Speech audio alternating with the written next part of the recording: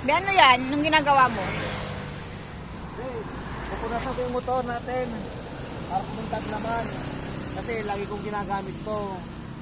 Pag nagbabiyahe ako, ito ang kasama ko palagi. At sinasakyan. Tulad to, hindi mo ako pinasakyan.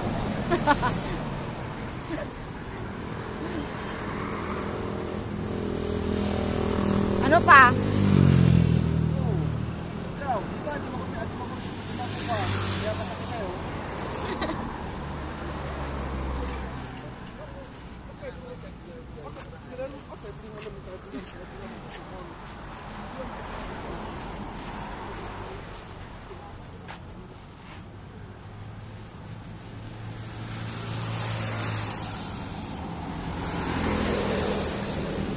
Malinis na yan.